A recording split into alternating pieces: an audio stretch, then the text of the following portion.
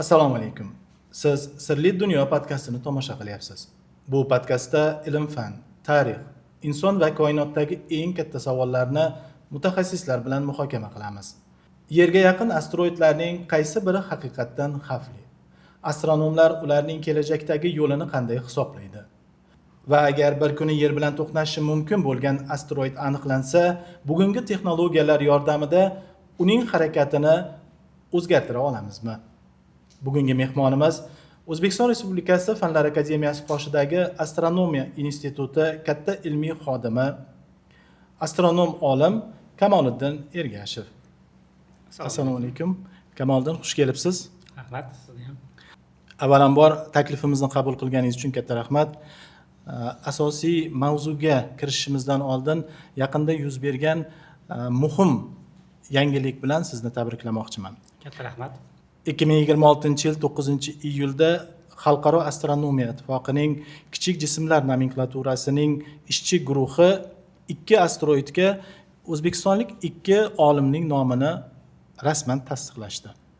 Endi Xalqaro astronomik katalogda Kamol Ergashev va Otabek Burxonov degan nomlar bor. Ulardan biri sizning, ikkinchisi hamkasbingiz Otabek Burxonovning nomlari bilan atalgan. Xalqaro astronomiya ittifoqining kichik jismlar nomenklaturasi bo'yicha ishchi guruhining rasmiy ma'lumotida sizning asteroid fotometriyasi, ravshanlik egri chiziqlari, fizik xususiyatlar hamda asteroid juftliklari va qo'shaloq tizimlar bo'yicha tadqiqotlaringiz ham alohida qayd etilgan. Avvalo sizni ham, Otabek Burxonovni ham Sirli dunyo jamoasi va kuzatuvchilarimiz nomidan chin dildan tabriklayman. Katta rahmat Azimjon aka. Kamoliddin, astronom uchun o'z nomining asteroidga berilishi qanday e'tirof hisoblanadi? Bilasizmi, biz astronomlar uchun o'z nomini o'sha ma'lum bir obyektga berilishi, o'sha ma'lum bir guruh bor, asteroidlarni o'rganadigan dunyo bo'yicha. Dunyodagi o'sha biz bilan birgalikda asteroidlarni o'rganadigan ayrim olimlardan tabriklar keldiki, asteroid odamlar guruhiga xush kelibsan endi degan mazmundagi tabriklar keldida. Men o'ylayman o'sha astronom uchun o'z nomini ma'lum bir astronomik obyektga berilishi bu o'sha sohada ishlaydigan odamlar tomonidan uning tan olinishi va qabul qilinishi bo'lsa kerak deb o'ylayman. Asteroidga olimning nomi berilishi qanday jarayon asosida amalga oshiriladi? Aslida ixtiyoriy asteroidga nomni duch kelgan odam bera olmaydi. Asteroidga nomni faqat uni kashf qilgan odam yoki kashf qilgan tashkilot tomonidan berishi mumkin. Masalan, shunday asteroidlar bor, ma'lum bir astronom olimlar tomonidan kashf qilinadi. Yana shunday ma'lum asteroidlar borki, ular ma'lum bir laboratoriyalar, guruhlar yoki o'sha asteroidlarni o'rganadigan maxsus dasturlar yordamida kashf qilinadi. Har ikkala holatda ham mana shu kashfiyatchi tomonidan ma'lum bir nom berishni ilgari surish mumkin. Boshqalar tomonidan nom berishni ilgari surish esa hozircha imkonsiz masala hisoblanadi. Bizga nom berish masalasida ham aynan o'sha Chexiyalik astronomlar tomonidan kashf qilingan asteroidlarga bizning nomimiz berildi va nomlash masalasidagi asosiy tashabbus ham aynan o'sha kashfiyotchi hisoblangan chexiyalik astronom olimlardan chiqqan. Bir vaqtning o'zida 2 o'zbekistonlik olimning nomi asteroidlarga berilishi O'zbekiston astronomiyasida nimani anglatadi? Bilasizmi, Azimjon aka, biz Otabek ikkalamiz, o'sha ikkalamizga asteroid nomi berilgan bo'lsa-da, lekin O'zbekiston astronomiyasini biz aks ettirmaymiz.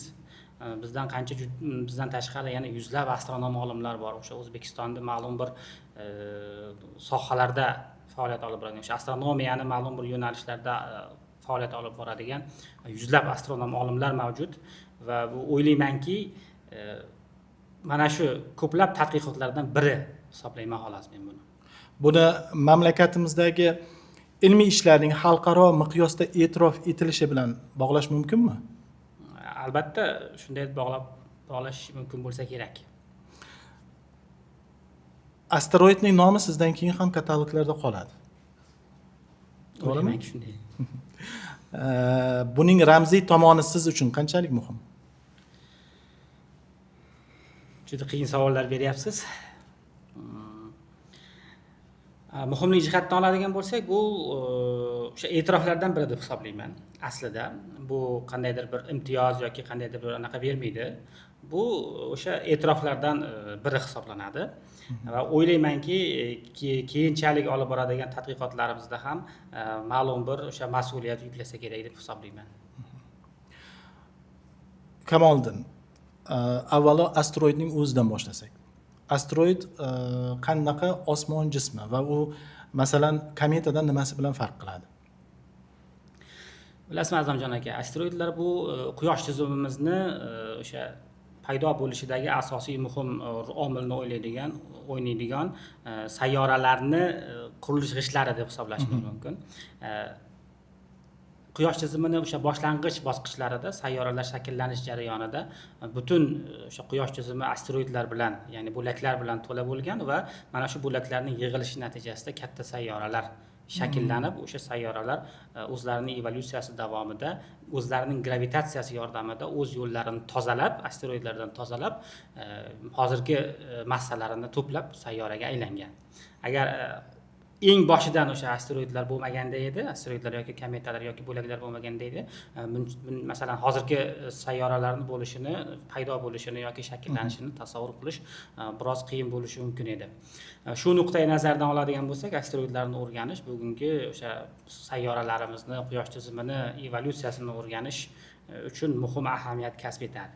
Endi hozirgi qolgan asteroidlar qayerdan keldi degan bir savol tug'ilishi mumkin-da.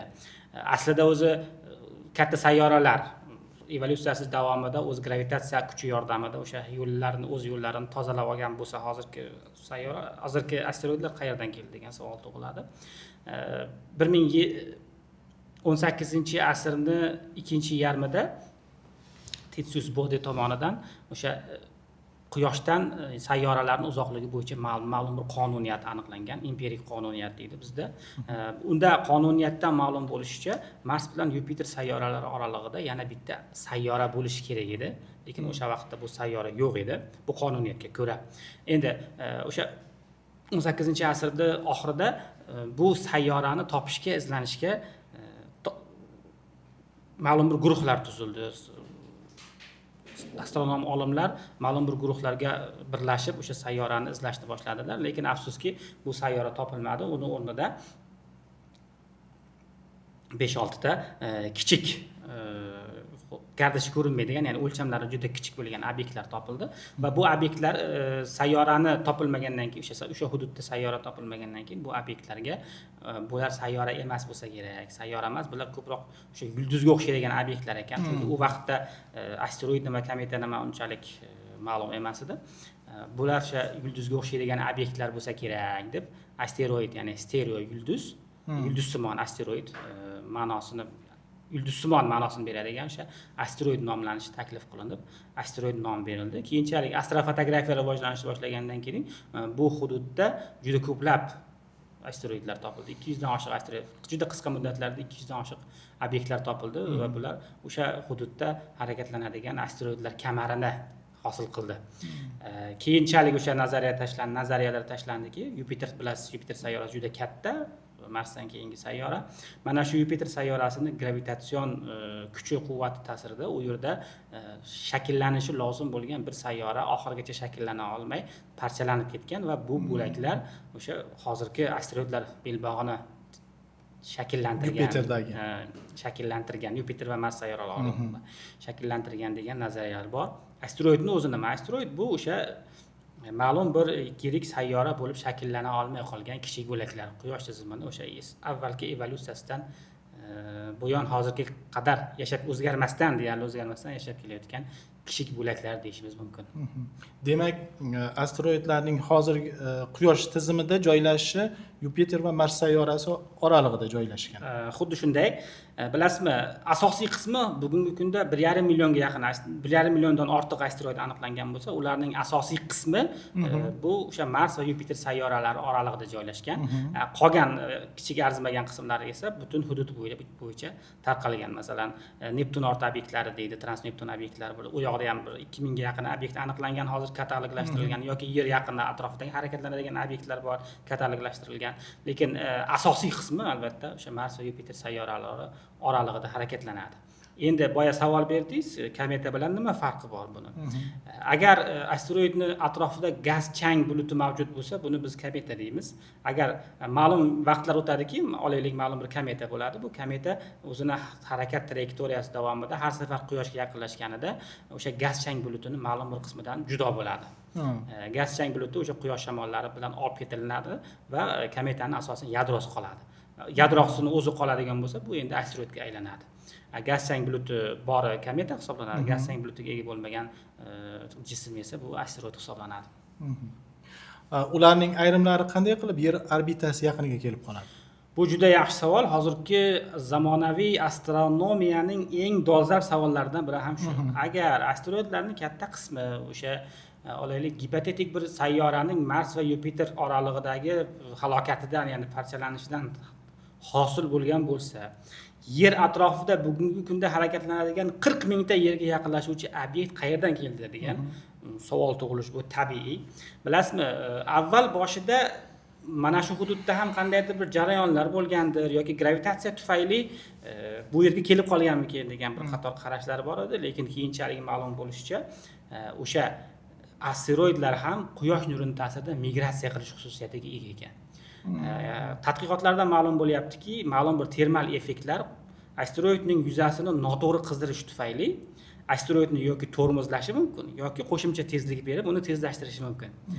Agar quyosh nuri ta'sirida qizigan asteroid tormozlanishga uchrasa, uning orbitasi kichrayib quyoshga tomon harakatlanishni boshlaydi. Ya'ni o'sha Yupiter va Mars sayyoralari oralig'ida harakatlanayotgan asteroid milliard yillar yoki million yillar davomida tormozlanib, o'zini harakatini quyoshga tomon o'zgartirib boradi va natijasida uning orbitasi yerga yaqin orbitalarga, hududlarga ko'chib qoladi. Eng muhim omil bu yerda quyosh nuri va asteroid yuzasining notekis qizdirilishi hisoblanadi. Aynan quyosh nuri yordamida notekis qizdirilgan asteroid yuzasi asteroidga yoki qo'shimcha impuls beradi, uni tezlashtirib quyosh tizimining tashqi chegaralariga olib ketadi yoki uni tormozlab quyosh tizimining ichki chegaralariga qarab migratsiya qilishga majbur qiladi. Astronomiyada yerga yaqin obyekt tushunchasi bor. Obyektning yerga yaqin degan tushunchasi nimani ifodalaydi? Bilasizmi, bir nisbiy tushuncha borda, bizni ustozimiz borlar, akademik Shuhrat Abdumanapovich bir narsani ko'p aytadilarda, agar boshingda 3 tola soch bo'lsa, bu kam. Agar o'sha 3 tola soch ovqatlanadigan idishingda chiqsa, bu ko'p. Kam va ko'p masalasi xuddi yaqin va uzoq masalasi kabi nisbiy tushuncha hisoblanadi. Endi qanchalik yaqin bo'lsa, biz uni yerga yaqinlashuvchi deymiz. Qanchalik uzoq bo'lsa, biz uni kelmaydigan deymiz. Yerga yaqinlashmaydigan deymiz degan bir masalani ko'rib olishimiz kerak-da. O'shaning uchun olimlar uzoq hisob-kitoblardan keyin bir qarorga kelishganki, agar asteroidning orbitasi 7 million kilometr va undan yaqinlasha oladigan bo'lsa, ya'ni olaylik, mana yerda orbitasi bor, asteroidning orbitasi bor. Ikkita orbitalarning qaysidir bir qismida obyektning o'zi yaqinlashish sharti emas. Orbitalarning qaysidir bir qismida bir-biriga 7 million kilometr va undan yaqinroq hududda joylashgan bo'lsa, mana shu orbitada harakatlanadigan obyektlarni yerga yaqinlashuvchi obyektlar deb olish qabul qilingan bugungi kunda. Bu nisbiy tushuncha bo'lib, o'sha olimlar tomonidan qabul qilingan qoidalardan biri hisoblanadi. Endi albatta bu hisob-kitoblar va asteroidning o'lchamlari va shakllaridan kelib chiqqan. Endi faraz qiling, agar kattaligi oyda keladigan bir obyekt 7 million kilometr emas, 10 million kilometr yoki 15 million kilometr nariyoqdan o'tsa ham bu xavfli hisoblanib qoladi. Lekin o'sha asteroidlarning o'lchamlari va o'sha xarakterli orbitasidan kelib chiqib, aynan asteroidlar uchun yerga yaqinlashuv kriteriyasida aynan 7 million kilometr aniqlangan. Demak, yerga yaqin obyekt degani avtomatik ravishda yerga to'qnashi mumkin degan tushunchani bermaydi. Bermaydi, to'ppa-to'g'ri.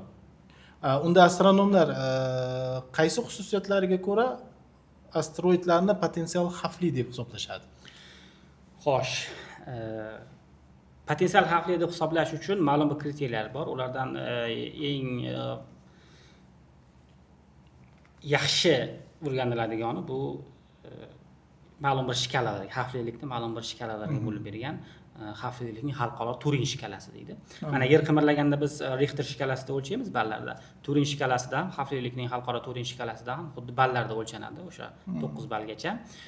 Agar asteroidning yerga urilish ehtimoli va talafot yetkazish darajasi kichik bo'lsa, bu xavfsiz asteroid hisoblanadi.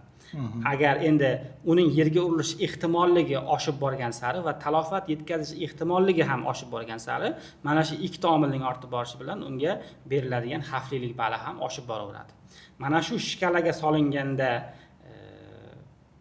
bir baldan yuqori bo'lgan, balga ega bo'lgan barcha obyektlar bu o'sha potensial xavfli asteroidlar sirasiga kiritiladi. Bugungi kunda bu potensial xavfli asteroidlarning xavflilik darajasi unaqa katta emas, juda kichkina hisoblanadi.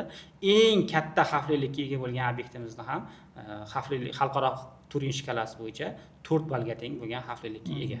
Undaqa masalan 5 yoki 8 bo'lgan xavflilikdagi obyekt hozirgi kunda mavjud emas. Ommaviy axborot vositalarida tez-tez ulkan asteroid yer yaqinidan uchib o'tadi degan xabarlarga ko'zimiz tushib qoladi. Astronomiyadagi yaqin tushunchasini oddiy tomoshabin qanday to'g'ri talqin qilishi mumkin?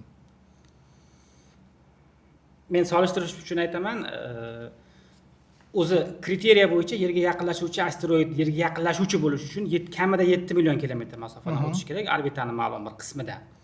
Endi 7 million kilometr bu qancha degan savol tug'iladi-da. Solishtirish uchun aytish kerakki, yerdan oygacha bo'lgan masofa 400 ming kilometr.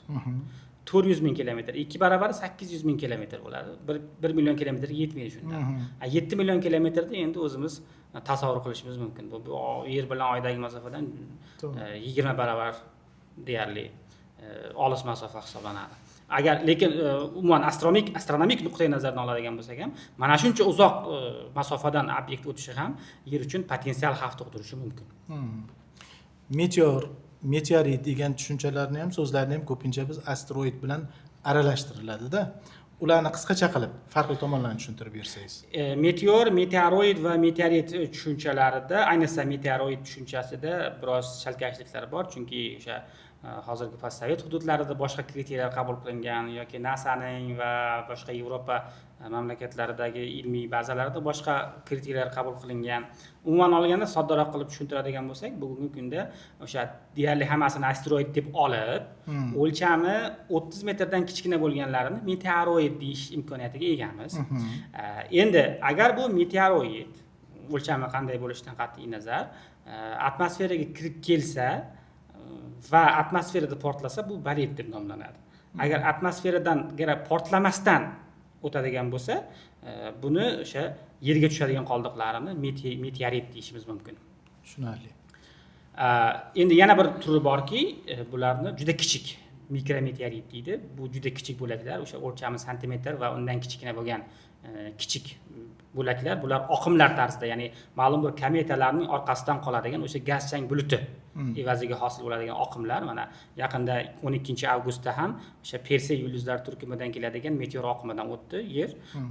Bu ajoyib tomosha hisoblanadi. Osmonga qarab tursangiz, soatiga bir nechtalab o'sha mikrometeorit kirib, yorqin izlar, ya'ni xalq tilida uchar yulduz degan nom olgan yorqin yulduzlar, bular endi o'sha meteor yomg'irlari deb nomlanadi va undagi kirib keladigan mikrometeoritlar o'sha meteorlar deb nomlanadi. Bularning asosiy farqi shunda. Yangi asteroid topildi deylik.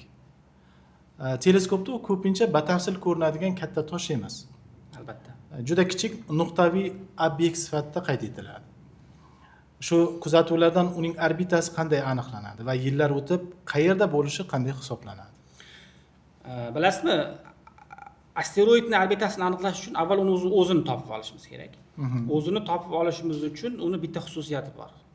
Xususiyatlardan biri harakat. Xuddi sayyoralar kabi u ham yulduzlar fonida harakatlanadi va aynan uning mana shu harakati uni quyosh tizimidagi jism ekanligini sotib qo'yadi. Endi mana shu harakatni uzoq vaqt kuzatish davomida uning harakat yo'li, harakat trayektoriyasi aniqlanadi va mana shu harakat trayektoriyasini matematik usullarda biz keyinchalik orbitaga aylantirish, o'sha orbitani aniqlaydigan toroidal halqani topish imkoniyatiga ega bo'lamiz. Mana shundan so'ng uning orbitasi aniqlanib, kataloglashtiriladi. Demak, bir kechadagi kuzatuv yetarli hisoblanadi. Bir kechadagi kuzatuv aslida yetarli emas. Bir kechadagi kuzatuvni o'zidan obyektni aniqlash mumkin. Bilasizmi, astronomiyada asteroid topish muammo emas. Asteroidni yo'qotib qo'ymasligi muammo. Chunki asteroidni orbitasini aniqlash uchun uni bir necha oylar davomida kamida kuzatish kerak. Bir necha oylar davomidagi kuzatuvdan keyin uning taxminiy orbitasini hisoblash mumkin bo'ladi. Endi to'liq orbitani hisoblash uchun esa o'sha orbital davri, masalan, olaylik, o'sha Mars bilan Yupiter sayyoralar orasida harakatlanadigan obyektlarning orbital davri taxminan 4 yil. Kamida 2 yil davomida to'liq kuzatishimiz kerak. Bilasiz, orbita simmetrik bo'ladi. O'sha orbitani bitta yarmini olsangiz, keyingi yarmiga teng bo'ladi. O'xshash bo'ladi simmetrik nuqtai nazardan. Shu nuqtai nazardan kamida o'sha to'liq orbitani o'rganish uchun uni kamida orbitasining yarmi to'liq o'rganib chiqish kerak. Endi bir necha oylik kuzatuvlardan ushbu obyektga vaqtinchalik nom beriladi. Vaqtinchalik nom yordamida keyin ma'lum bir hududlardan uni qayta topib, qayta kuzatib, uning orbitasi yana qayta aniqlashtirib boriladi va orbitani yarmi to'liq aniqlangandan so'ng unga doimiy nomlanish, doimiy raqam beriladi. Mana shu doimiy raqam olganlargagina nomlash imkoniyati bor. Aslida mana masalan hozirgi kunda Quyosh tizimida 1,5 million asteroid aniqlangan bo'lsa, hozircha ularning faqat 600 mingga, ya'ni yarmidan ham kam qismida bu, yarmidan ham kam qismiga o'sha orbitasi batafsil o'rganilib, yarmidan ko'pi o'rganilib, doimiy raqamlash berilgan. Endi nomlanish berilganlari undan ham kam. Demak, buning 600 mingga yaqin bo'ladigan bo'lsa, buning o'zi ham juda katta ish hisoblanadi. Albatta. Juda katta ilmiy ish hisoblanadi. Dunyoning kuzatuvlarni talab qiladigan, masalan, faraz qiling, bitta asteroidni o'sha boshlang'ich orbitasini aniqlab, uni qayd qilib olish uchun ham bir necha oylik kuzatuvlar kerak. Endi masalan, bugun kuzatdingiz, ertaga kuzatdingiz, keyingi bir hafta davomida umuman sizga ob-havo sharoitlari kuzatuvga imkon bermasligi mumkin. Yoki quyoshning orqasiga o'tib ketib olishi mumkin, kunduzgi qismiga kelib qolishi mumkin. Bu boya aytib o'tganimdek, asteroidni topish bir masala bo'lsa, uni yo'qotib qo'ymasdan saqlab qolib, orbitasini aniqlash bu juda katta mehnat hisoblanadi. Dunyoning turli observatoriyalardan olingan ma'lumotlarni birlashtirish bu hisob-kitobni qanday yaxshilaydi? Xo'sh. Yoki bitta asteroidni kuzatish uchun faqat bitta teleskopning o'zi yetarli? Yo'q, bugungi kunda unaqa emas. Mana birinchi asteroidlar topilganda, o'sha Giuseppe Piazzi tomonidan Cerera asteroidi birinchi topilganda, u avvaliga yo'qotib qo'yib, keyin 1 yil o'tgandan keyin qaytadan topdi va o'sha kuzatuvni amalga oshirdi. Chunki ular yorqin obyektlar hisoblangan. Endi bugungi kunda butun boshli tarmoqlar ishlaydi buni ustida. Masalan, bizning Maydanak observatoriyasimizda bitta obyekt qayd qilinadigan bo'lsa, misol uchun, bizda keyin kunduzi bo'ldi. Kunduzi bo'lgandan keyin yerni o'sha bizga qarama-qarshi tomonidagi observatoriya, Amerikadagi Chilidagi observatoriyalarda tun bo'ladi va kuzatuvlar davom ettirishi mumkin. Hozirgi kunda observatoriyalar tarmoq sifatida ishlaydi. Olaylik, masalan, sodda qilib tushuntiradigan bo'lsak, birinchi o'sha Koreya va Yaponiyadagi observatoriyalar kuzatishni boshlaydi obyektni. Ular kuzatib estafetani Xitoy va Markaziy Osiyoga beradi. Markaziy Osiyoda observatoriyalar kuzatib, o'zidan keyingi o'sha Gruziyadagi observatoriya va Yevropadagi observatoriyalarga beradi. Ular esa o'z navbatida estafetani o'sha Chilidagi yoki Amerikadagi observatoriyalarga beradi va eng muhim tomoni bor bu yerda, o'sha Yevropadagi observatoriyalar bilan Yaponiyadagi, Xitoyning o'sha sharqidagi observatoriyalar oralig'ida ishonchli va eng yaxshi ma'lumot beradigan observatoriya bitta, bu bizning O'zbekistondagi Maydanak observatoriyamiz hisoblanadi. Shu nuqtai nazardan o'sha Maydanak observatoriyasining roli astronomik tadqiqotlarda juda muhim. Butun dunyo bo'yicha. 2024 YR4 asteroidi buni juda yorqin misoli bo'lishi mumkin. Masalan, 2025-yil fevral oyida NASA bu asteroid 2032-yilda Yerga to'qnashi mumkin degan ma'lumotni berdi-da, keyin o'sha paytda to'qnashish foizini 3.1% deb bergan edi. 3.1% deb bergandi. Keyinchalik esa qayta tekshiruvlar natijasida u foiz ko'rsatkichi menimcha pastga tushdi keyin. Juda to'g'ri, men bu obyektni juda yaxshi eslayman. O'sha vaqtda endi topilgan vaqtda ham biz o'sha ommaviy axborot vositalari orqali chiqish qilib, bu obyektni hali orbitasini to'liq o'rganishimiz kerak. Bu obyekt hali to'liq o'rganilmagan. Hozircha vahima qilish kerak emas. Hozircha kutish kerak degan ma'nodagi o'sha intervyular bergandik. Bu obyektni bitta qiziq tomoni endi ko'pincha o'sha NASA buni e'lon qildi, NASA buni e'lon qildi deyiladi. Odatda NASA tomonidan e'lon qilinmaydi bunday narsalar. Odatda o'sha ma'lum bir olimlar guruhi tomonidan xavf taxminan mana bunaqa ekan deb baholanadi va sariq matbuot, umuman butun boshli matbuot buni keyin o'sha yuqori cho'qqilarga olib chiqadi. U ham birinchi aniqlanganda juda kichik edi. Keyinchalik o'sha 3% bo'ldi, 8% bo'ldi va sekin-sekin ko'tarilib o'sha 3.2% mikan adashmasam 3.1% bo'lib, keyin tekshiruvlar, qayta tekshiruvlar natijasida 18-fevralda, o'sha 18-fevral edi adashmasam, 18-fevralda o'sha juda yuqori nuqtasiga chiqdi va bir kechalik o'sha bu e'lon qilingandan keyin o'tgan bir kechalik kuzatuvlardan uni o'sha xavflilik darajasi yana birdan pastki qiymatlarga qaytib tushdi. Bu bugungi kunda virtual impactor degan tushuncha fanga kirib kelgan. Virtual impactor degani ma'lum bir asteroid aniqlandi, yerga urilish ehtimolligi hozircha mavjud.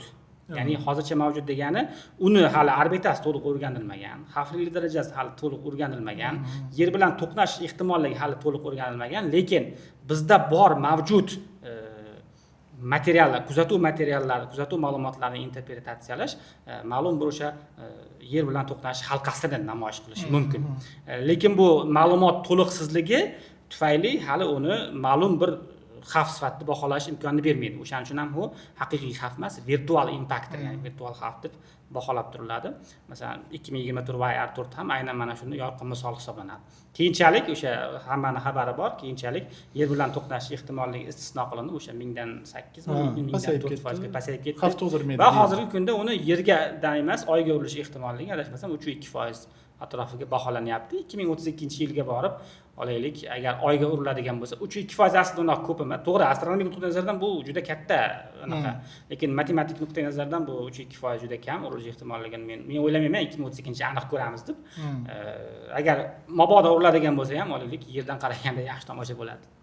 Tushunarli. Demak, asosan dastlabki hisob-kitoblardagi noaniqlik keyin o'rganishlar natijasida sekin-asta kamayib boraveradi. Shunday.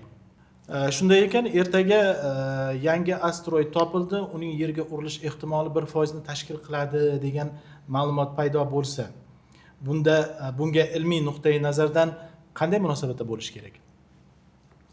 Xo'sh, agar ertaga ma'lum bir obyekt topiladigan bo'lsa, indinga hech qanday munosabatda bo'lish kerak emas. Uni kuzatuvni davom ettirish kerak. Aytganimdek, o'sha kuni topilgan asteroidni xavflilik darajasini o'rganish bu mutlaqo ishonchsiz ma'lumot hisoblanadi. Bir kunlik kuzatuvdan hech narsa bermaydi. Bir kunlik kuzatuvdan hatto uning orbitasini ham aniqlashni o'zining deyarli imkoni yo'q. Odatda orbita o'sha toroidal halqani ehtimoliy diametri sifatida topiladi va kuzatuv ma'lumotlari yig'ilgan sari bu diametr kichrayib borib, ma'lum orbita shakliga keladi. Endi avval obyekt topiladi, oylar davomida u kuzatiladi va orbitasi aniqlanadi va aniqlangan orbitaning yer bilan xavflilik darajasi solishtiriladi. Agar u 1% ni beradigan bo'lsa, keyin butun kuch uni kuzatishga tashlanadi va o'sha butun dunyo bo'ylab kuzatuvlar o'tkazilib, uning orbitasi juda katta aniqlikda qayta o'lchash ishlari amalga oshiriladi. Juda katta o'lchash ishlari amalga oshirilgandan keyin ham uning to'qnash ehtimolligi paydo bo'ladigan bo'lsa, bu yerda endi nima qilish kerakligini albatta vaqt masalasi hal qiladi. Olaylik, to'qnashuvgacha 20 yil bo'lsa, bu boshqa bitta masala. To'qnashuvgacha 2 oy yoki 2 kun bo'lsa, bu umuman boshqa masala. Tushunarli. Endi to'qnashuv haqiqatdan yuz bersa,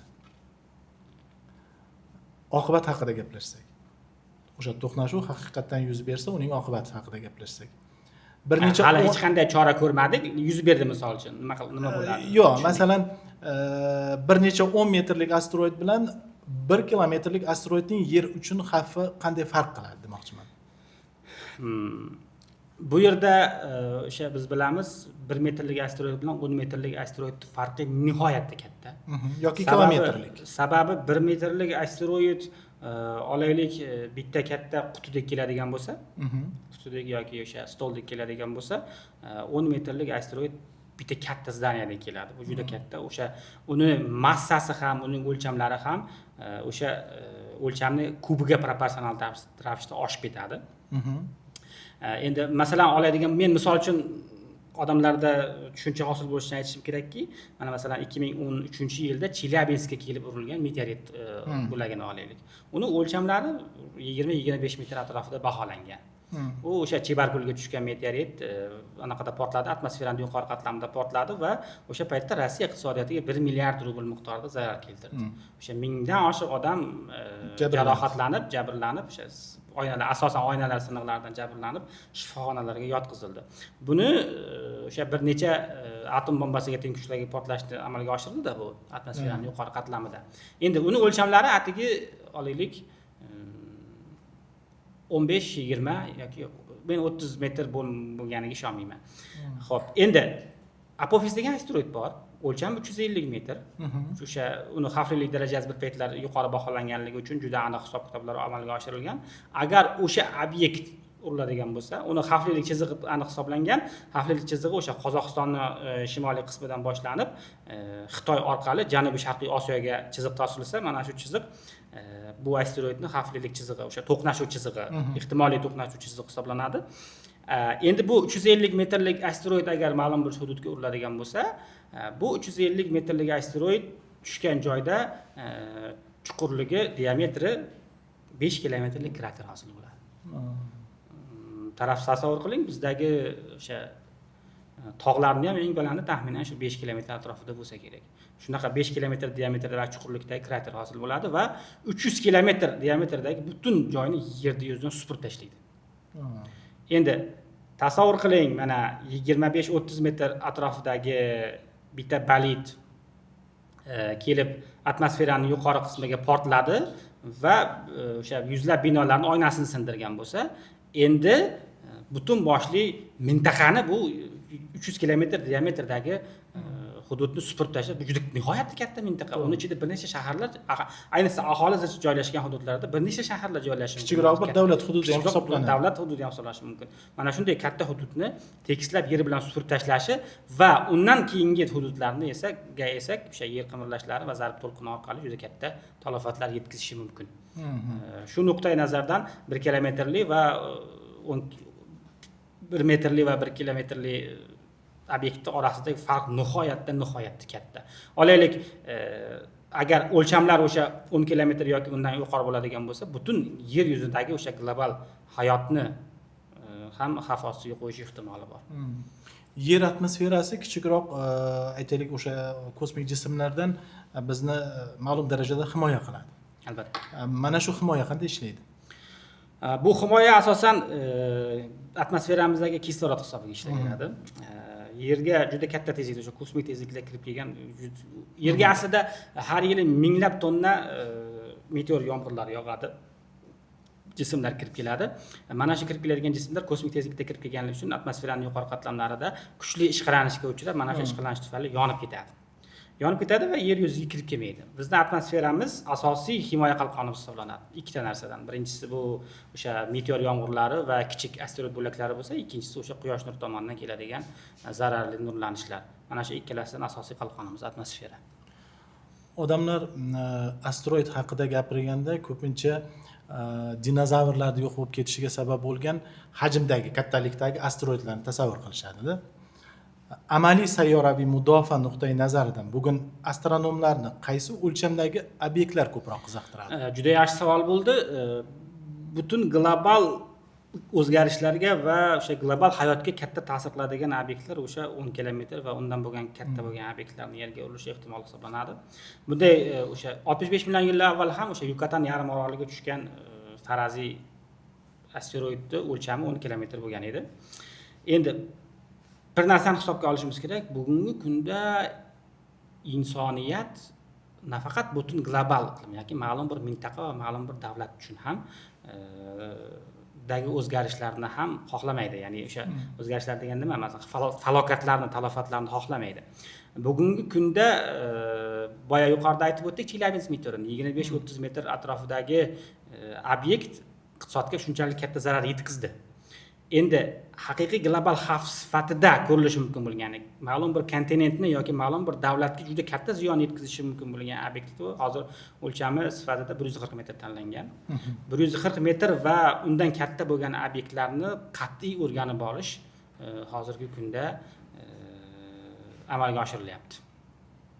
Undan kichik obyektlar esa o'sha mintaqaviy yoki mahalliy zarar yetkazish imkoniyati bilan baholanadi va ular ham albatta ma'lum darajada xavfli obyektlar. Bu yerda bevosita sizning tadqiqot yo'nalishingizga kelamiz.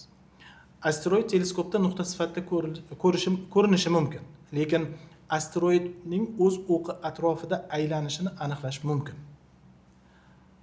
Asteroidning aylanish davrini qanday o'lchaysiz? Bilasizmi, bu bizning tadqiqot yo'nalishimizda eng birinchi kirish hisoblanadi. Aynan mana bu parametrni olmasdan turib tadqiqotni keyingi bosqichiga o'tish deyarli imkonsiz aslida.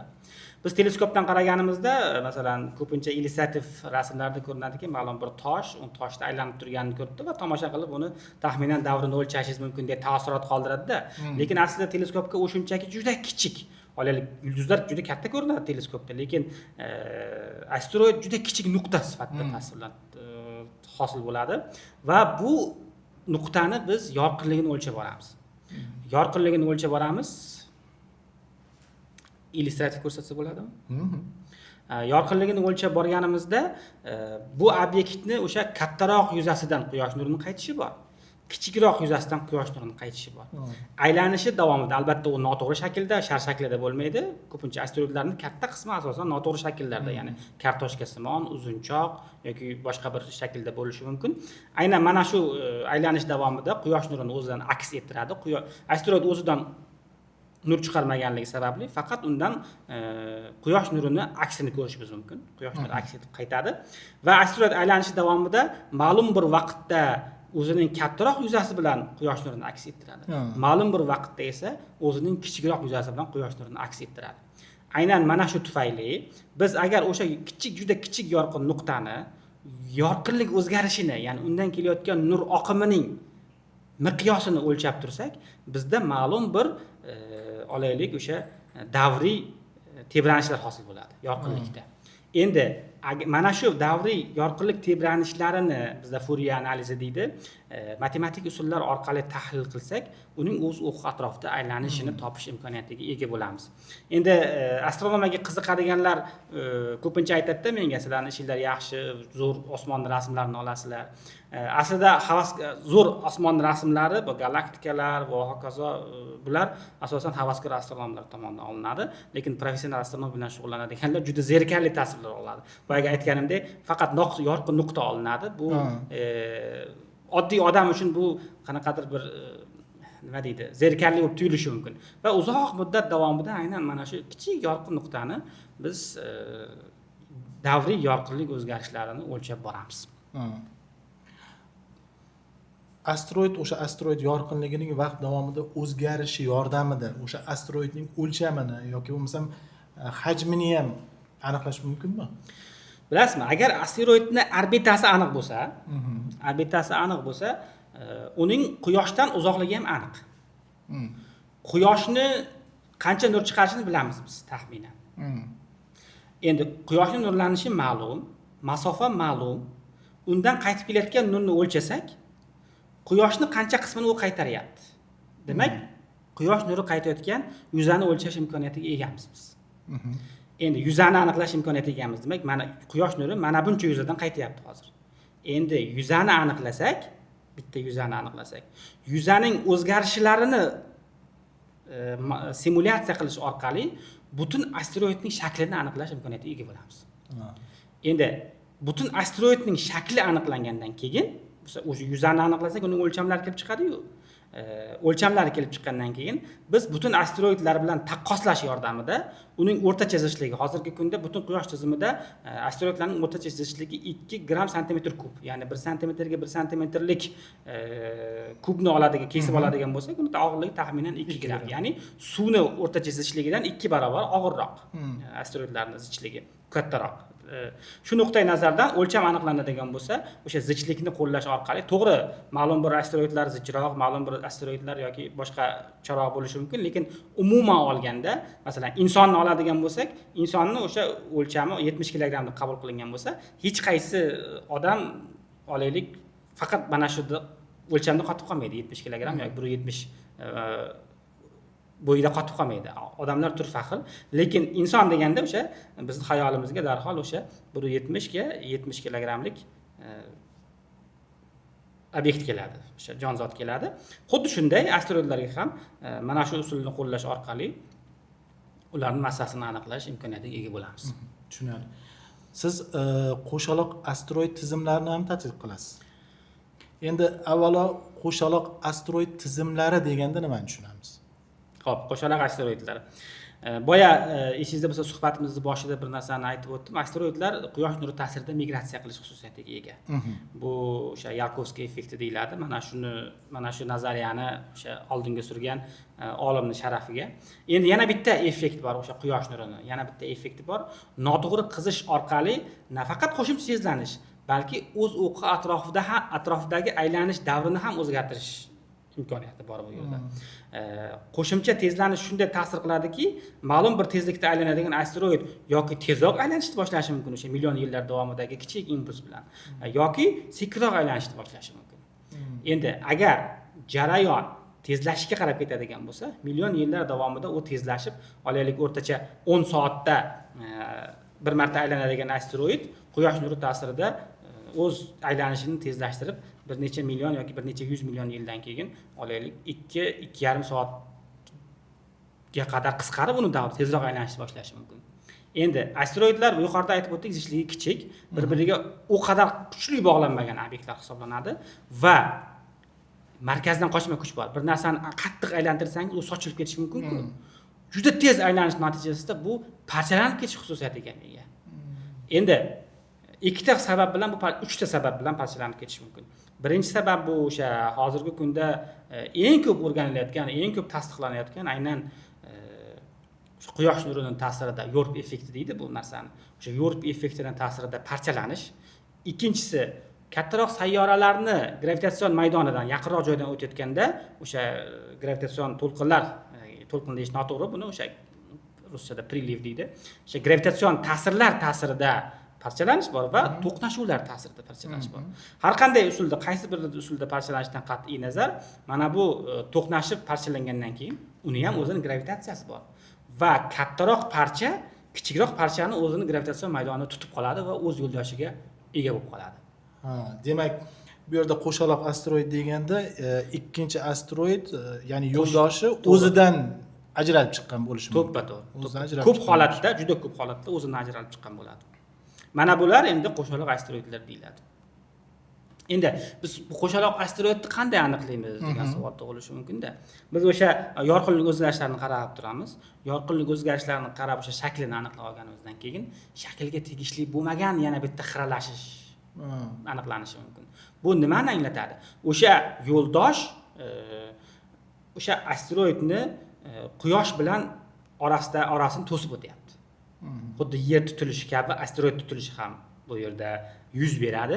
Natijada asteroidning umumiy yorqinlik o'zgarishida shaklga bog'liq bo'lmagan yana bitta kichik tushish, bizda pik deydi, o'sha kichik manfiy pik paydo bo'ladi. Va bu piklar orasidagi davrni o'lchash orqali, bu juda uzoq kuzatuvni talab qiladigan jarayon va juda murakkab matematik ajratish amaliyotlarini talab qiladi. Mana shu piklarni ajratib olib, ularni o'rtasidagi vaqtni o'lchash orqali o'sha yo'ldoshni orbital davrini aniqlash imkoniyatiga ega bo'lamiz. Bu xuddi nima deydi, egzosayyoralarni aniqlashdagi o'sha o'z yulduzida soya tushishiga qarab aniqlashdek, xuddi shunga o'xshagan hodisa kuzatiladi. Faqat asteroidlarda bu juda kuchsiz bo'ladi va bu juda kuchsiz ichidan o'sha shovqinlarni alohida qayd qilgan holda, ajratib tashlagan holda aniqlash zarur bo'ladi. Siz aytgan o'sha qo'shaloq asteroid tizimidan insoniyatning sayyoraviy mudofaa bo'yicha eng muhim tajribalardan birida ham foydalanildi. 2022-yilda NASA DART deb nomlangan missiyani amalga oshirdi. Avvalo DART qanday tajriba edi va uning asosiy maqsadi nima edi? Xo'sh. Bu yerda DART deganda tomoshabinlar noto'g'ri tushunmasin. Bu yerda ya'ni inglizchadagi so'zlarning qisqartmasi bosh harflari Double Asteroid Redirection Test. DART. DART ya'ni Double Asteroid Redirection Test deydi. Bu NASA tomonidan sayyoraviy mudofaani eksperiment qilish, tajriba qilish uchun ishlab chiqilgan missiya hisoblanadi. Bilasizmi, bugungi kunda sayyorani mudofaa qilishda nazariy jihatdan juda ko'p turli usullar nazariy jihatdan yo'lga solingan edi. Nazariy jihatdan taklif qilingan edi. Bilasizmi, nazariya bu shunday narsaki, o'tirib xohlagan nazariyangizni qilish mumkin agar matematikaga to'g'ri kelsa. Lekin amaliy nuqtai nazardan juda ko'p narsani iloji yo'q. O'shaning uchun keling bir o'sha qanday nazariyalar ilgari surilganligi haqida ham bir ozgina ma'lumot berib ketaylik, tomoshabinlaringiz qiziq bo'lsa kerak. Bulardan biri o'sha asteroidga borib rang sepish. Ma'lum bir asteroid yerga urilish xavfi bor deylik. Endi uni nimadir qilishimiz kerak, qandaydir chora ko'rishimiz kerak. Asteroidga borib rang sepamiz, ma'lum bir hududiga rang sepamiz. Mana shuning natijasida u minglab yillar yoki yuzlab yillar davomida o'zini orbitasini o'zgartiradi. Quyosh nuri ta'sirida. Boya aytib o'tdim-ku, migratsiya qilishi mumkin degan. Biz shunday qilamizki, teskari migratsiyani bizga o'sha hozir yuz berayotgan migratsiyaga nisbatan teskari migratsiyani. Quyoshga agar yerga quyosh tomonidan yaqinlashayotgan bo'lsa, quyoshga ketadigan qilib migratsiya qiladigan qilib rang sepishimiz kerak bo'ladi. Agar tashqi tomondan yaqinlashayotgan bo'lsa, tashqi tomonga ketadigan qilib rang sepishimiz kerak bo'ladi. Endi iqtisodiy nuqtai yoki texnik nuqtai nazardan minglab tonna rangni bunaqa joyga olib borib sepib kelishning umuman iloji yo'q. Bu hozircha texnologik fantastika. Endi ikkinchisi portlatib yuborish. Olaylik, bitta obyekt keladishi aniqlandi, borib unga atom bomba, hozirgi kunda insoniyatning qo'lidagi eng kuchli bo'lgan atom yoki o'sha vodorod bombasi bilan zarba berdi. Endi bu bombalarni ikkita usulda zarar yetkazishi mumkin. Birinchisi yerda birda portlatadi. Birinchisi bu o'sha nurlanish to'lqini biologik hayotga ta'sir qiladi. Ikkinchisi zarb to'lqini, atmosferani o'sha zarb to'lqini orqali juda katta hududni vayron qiladi. Endi asteroid biologik mavjudot emas. U yerda nurlanish yordamida u halokatga uchramaydi. Ikkinchisi, u yerda atmosfera yo'q. Atmosfera yo'q bo'lgandan keyin u o'z-o'zidan zarb to'lqini ham biz yerdagidaqa effekt bermaydi. To'g'ri, ma'lum bir nazariyalar bor, olaylik o'sha yerda yonida atom bombasini portlatadigan bo'lsak, ma'lum bir qism material bug'lanib chiqadi va o'sha bug'lanib chiqish natijasida uni trayektoriyasi o'zgaradi degan, lekin bu isbotlanmagan nazariya hisoblanadi. Qancha qism bug'lanadi uni tarkibida hali u umuman noaniq narsa hisoblanadi. Yoki o'sha atom bombasi bilan uni burg'ilab, parmalab ichiga kirib, portlatib bo'laklarga bo'lib yuborish. Endi bo'laklarga bo'lib yuboradigan bo'lsak, asteroid yo'qolib qolmaydi, u shunchaki bo'laklarga bo'linadi. Endi boya bitta asteroidga urilish kerak edi, endi 5 ta asteroidga uriladi, 5 ta bo'lak kichikroq. Mayli, kichikroq, lekin 5 ta joyga uriladi. Boya o'sha Yucatan yarim oroliga urilish kerak edi, endi Avstraliya bilan Afrikaga ham uriladi, tushadi kichikroqlari. 10 kilometr emas, olaylik 3 kilometrdan kichikroq bo'laklar tushadi. Endi bu ham yechim hisoblanmaydi. Yana bir yechim bu uni raketaga bog'lab olib ketish. Eng noreal rejalardan biri deb o'ylayman men buni. Raketaga bog'lab olib ketish. Birinchidan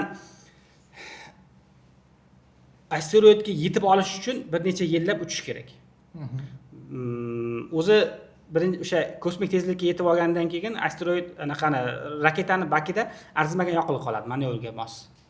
Endi juda katta miqdordagi yoqilg'ini g'amlab unga yetib borib, keyin yana asteroidni o'sha shatakka olib boshqa hududga olib ketish hozircha bu faqat ilmiy fantastikadan boshqa narsa emas. Aqlga sig'maydigan narsa hisoblanadi. O'shaning uchun o'sha bitta yo'li qolyapti, o'sha orbitani o'zgartirish. Orbitani o'sha zarba berish usuli orqali o'zgartirish. NASA o'sha 2022-yilda mana shu DART missiyasi orqali mana shuni amalda sinab ko'rdi. Bu sinab ko'rish jarayonida asteroidning o'ziga zarba berilmadi. Aynan o'sha qo'shaloq asteroidning kichik yo'ldoshiga, ya'ni kichik bir asteroidning kichik yo'ldoshiga zarba berildi. Nimaga aynan asteroidning o'ziga zarba berilmadi deyishimiz mumkin. Olaylik, masalan, Apophis degan asteroid, o'sha xavfli asteroidning o'ziga zarba berdik. Hali hisob-kitoblarimiz noma'lum. Tajriba qilmaganmiz-da. Insoniyat nazariyada u hamma narsani hisobga olib, minglab effekt bo'ladi. O'sha 999 tasini hisobga olasiz, lekin bitta effektni o'sha nazardan chetda qoldirsangiz bo'ldi. Aslida real hayotda o'sha minglab effektdan sizga olaylik 300 tasi ma'lum bo'lishi mumkin, qolgan 700 tasi umuman noma'lum bo'lishi mumkin.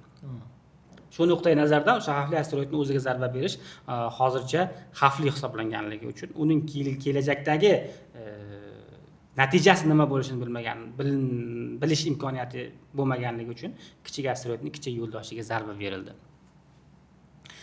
Va bu o'zini oqladi. O'sha zarba berilgandan keyin taxminan 1,5 tonnalik kosmik kema kichik asteroidning o'sha yo'ldoshiga zarba berdi. Yo'ldosh taxminan 12 soatda asosiy asteroidning atrofida aylanib chiqar edi va bu zarba natijasida yo'ldoshni orbital davri 1,5 soatga qisqarib, o'sha taxminan 11,5 soatga tushdi. Va bu o'sha yer yuzidagi o'sha 28 ta observatoriya tomonidan batafsil kuzatilib, mukammal o'rganilib, NASA tomonidan berilgan o'sha sayyoraviy mudofaa maqsadida asteroidga zarba berish usulini amalda sinab ko'rdi va amalda muvaffaqiyatli ekanligini qisman isbotladi. Endi nimaga qisman deyapman? U yerda boshqa fanga tegishli bo'lgan boshqa effektlar ham kuzatildi. Masalan, asteroidlar shu paytgacha biz o'rganganimizdan ko'ra o'sha boshqacharoq tarkibda ekanligi, boshqacharoq o'sha bir-biriga yopish darajasi yoki zichlik darajasi yoki boshqa parametrlar boshqacharoq ekanligi ham o'sha biz maydoniy observatoriyada kuzatdik buni.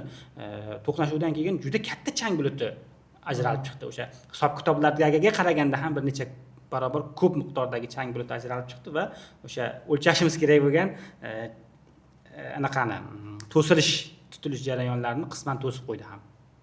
Tushunarli. Demak, endi bu tomoshabinlarga tushunarliroq bo'lishi uchun bu qo'shaloq asteroidlar Didymos va Dimorphos menimcha. Mana shu asteroid haqida ma'lumot berib keting. Birinchi Didymos va Dimorphoslar qanaqa? Bu asteroid Yerga yaqinlashuvchi asteroidlar hisoblanadi. Asosiy asteroid o'sha Didymos asteroidi. Uni atrofida kichik obyekt aylanadi. Bu obyektning nomi Dimorphos deyiladi. Dia Artemisiyasi ham aynan o'sha Didymosning atrofida aylanib yuradigan o'sha Dimorphosga zarba berdi.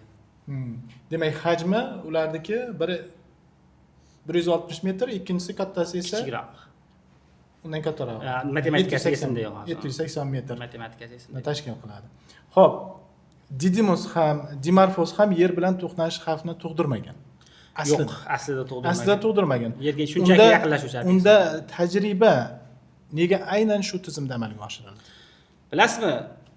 Obyektni yuqorida aytib o'tdim. Agar xavfli asteroidning o'ziga zarba berilsa, uni natijasi nima bo'lishi birinchidan noma'lum edi. Shu nuqtai nazardan xavfli asteroidning o'ziga emas, uni yo'ldoshiga zarba berildi. Endi ikkinchi masala bor, nimaga aynan shu obyektga zarba berildi?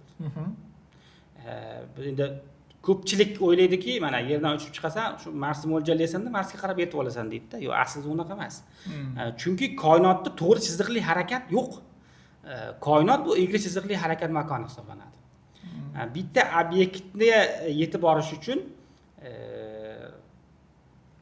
mana masalan ma'lum bir obyekt bizdan yarim astronomik birlik masofadan o'tsa, bu ikkita orbitani o'sha eng yaqin joyi hisoblanadi-da. Endi obyekt aynan ikki obyekt mana shu nuqtada ham bo'lishi mumkin, lekin qarama-qarshi tomonda ham bo'lishi mumkin.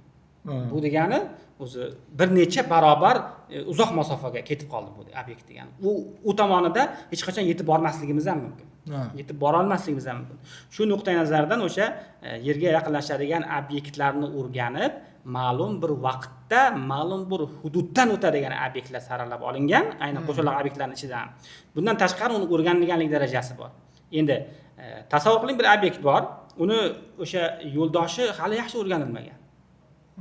Olaylik davri o'rganilgan, olaylik 10 soat degan taxmin bor. Ushbu taxminni ilmiy xatoligi olaylik 1/2 soat. O'lchov xatoligi. Har qanday o'lchovning o'lchov xatoligi bor va bu o'lchov xatoligi o'sha kuzatuvlarni aniqlik darajasini kelib chiqadi. Endi bu borib urildi, u kamaydi. Aslida o'lchov xatoligimiz 1/2 soat edi. Keyingi o'lchashimizdagi chiqqan natija to'qnashuvning natijasimi yoki avvalgi o'lchovdan kelib chiqqan xatolikning natijasimi? Buni endi bilish imkoniyati yo'q bo'lib qolardi. O'shaning uchun eng aniq o'lchangan o'sha ham orbitasi yetib borish uchun albatta orbitasi aniq o'lchangan bo'lishi kerak. Ham o'sha yo'ldoshni orbitasi davri juda aniq, nihoyatda aniq o'lchanib, nihoyatda aniq o'rganilgan obyekt tanlanib, aynan ana shu obyektda mana shu eksperiment amalga oshirildi. Demak, zarba paytida Dimorfosdan ajralib chiqqan o'sha material ham qo'shimcha turtki bergan ekan. To'ppa-to'g'ri. Endi bu omil natijani oldindan hisoblashni qanchalik murakkablashtirdi? Hali yuqorida o'zingiz aytdingiz, biz kutmagan darajada o'sha shunday chiqishlar bo'ldi, ajralib chiqishlar bo'ldi. Xo'p, bu yerda o'sha taxmin qilish omili degan narsa bor. Bizda avvaldan ma'lum edi. Aynan shu bu sistemada o'sha to'silish tutilish avvaldan ma'lum edi. Kuzatilayotgan edi va keyingi to'silish taxminan qachon yuz berishi, 1/2 soatga kamaygan bo'lsa, demak 1 soat plus minus oralig'ida ma'lum bir hududda to'silish yuz beradi. Endi o'sha to'qnashuvdan keyingi kuzatuvda to'silishning magnitudasi deydi. O'sha oladigan pikimiz chuqurroq bo'lishi mumkin, oladigan pikimiz sayozroq bo'lishi mumkin. Endi sinchkovlik bilan o'rganib, taxminan mana bu hududda to'silish bo'lishi kerak edi deb, aynan o'sha hududning qaysidir bir qismidan juda kichik o'sha to'silish tutib olindi va mana to'silish mana bu yerda aniqlanibdi deb isbotlandi. Bu endi o'sha geometrik va oldindan ma'lum bir aniq taxmin qilish instrumenti mavjud bo'lganligi uchun osonroq aniqlandi. Endi agar umuman hech narsa ma'lum bo'lmagan bir sharoit bo'lganda edi, menimcha o'ylayman o'sha to'qnashuvdan keyingi tutilishni aniqlash juda qiyin bo'lardi. Chunki o'sha to'qnashuvni qidirish diapazoni qayerda joylashganligi noma'lum bo'lardi unda. Hozirda o'sha to'silishni diapazoni qayerdaligi ma'lum bo'lganligi uchun u yerda nisbatan osonroq bo'ldi deb o'ylayman. Dardning biz uchun yana bir muhim tomoni bor. Siz ham Otabek Burxonov ham mana shu Dimorfos tizimi bo'yicha xalqaro kuzatuvlarda qatnashgansiz. Sizlarning bu loyihadagi ilmiy vazifangiz aynan nimadan iborat edi? Xo'sh, ushbu eksperiment avval boshdan rejalashtirilganda eksperimentning muvaffaqiyati, ya'ni eksperiment haqiqatdan muvaffaqiyatli amalga oshdimi, yo'qmi? Buni muvaffaqiyatini tasdiqlash yerdagi observatoriyalar zimmasiga yuklatilgan edi. Butun dunyo bo'yicha 28 ta observatoriyadan iborat butun boshli tarmoq kuzatishni boshladi va biz ham aynan Maydanak observatoriyasi bilan mana shu kuzatuv tarmog'iga kirdik. Bizning asosiy vazifamiz Maydanak observatoriyasida boya yuqorida aytib o'tdim-ku, o'sha sharqda o'sha Yaponiya va Koreya va Xitoyning sharqidagi observatoriyalar va bu yog'i o'sha Yevropadagi observatoriyalargacha bo'lgan hududda Maydanak observatoriyasidek yuqori sifatli observatoriya mavjud emas. O'sha nuqtai nazardan bu missiyada olaylik kerakli o'lchashlardagi uzilishlar bo'lib qolmasligi uchun aynan Maydanak observatoriyasining ishtiroki muhim edi. Shu nuqtai nazardan biz urilishdan, o'sha to'qnashuvdan tortib, to'qnashuvdan keyingi bir necha oylik kuzatuvlarda qatnashdik va bu kuzatuvlar yordamida o'sha orbitaning haqiqiy o'zgarishi va missiyaning muvaffaqiyatli bo'lganligini tasdiqlashga o'z hissamizni qo'shdik. Bizning asosiy vazifamiz o'sha optik teleskoplar yordamida optik kuzatuvlar amalga oshirish va bu kuzatuvlarda o'sha orbitaning o'zgarishini qayd qilishdan iborat bo'lgan. Sizlarning fotometrik kuzatuvlaringiz o'sha Dimorfosning Didymos atrofidagi aylanish davrini o'zgarishini zarbadan oldin va keyin aniqlashga qanday yordam bergan?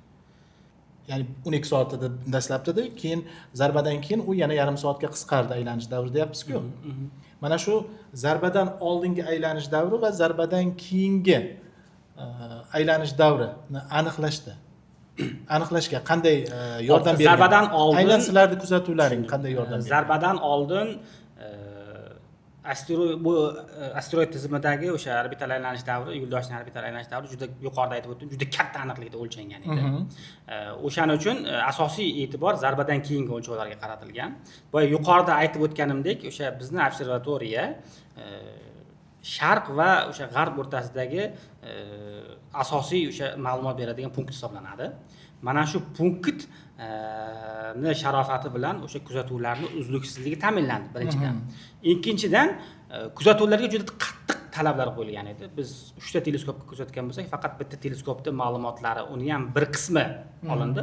Aytaylik, 28 ta observatoriyada kuzatuvlar olib borilgan bo'lsa, o'sha Qozog'istondagi 1 metrlik teleskopda ham kuzatuvlar olib borildi aslida. Lekin u masalan kichik teleskoplardagi kuzatuvlar yoki atmosfera sharoiti yaxshi bo'lmagan teleskoplardagi kuzatuvlarni o'sha DART missiyasi qabul qilmadi. Sababi boya yuqorida aytib o'tganimdek, obyektdan ajralib chiqqan ajralmalar gaz chang buluti to'silish va tutilishni o'sha olinadigan signalni to'sib qo'ygandan keyin juda aniq o'lchashlar talab qilindi. Faqat aniq o'lchashlar bilangina aynan o'sha pikni aniqlash imkoniyati mavjud edi. Endi bizning o'sha 3 ta teleskopda kuzatuvlarni amalga oshirgan bo'lsak, faqat eng katta teleskopimizdagi, uni ham hammasi emas, bir necha oylik kuzatuvlarimizdan bir necha kunlik o'ta yuqori sifatli kuzatuv ma'lumotlari ajratib olinib, o'sha umumiy missiyani muvaffaqiyat tasdiqlashda ishlatildi. Demak, bunday katta xalqaro endi kompaniya deymiz buni. Kuzatuv kompaniyasi. Kuzatuv kompaniyasida har bitta observatoriyadan olingan ma'lumotlar qanday qilib birlashtiriladi? 28 ta boya yuqorida aytib o'tganimdek, o'sha 28 ta observatoriyaning hammasini ham ma'lumotlari olinmagan.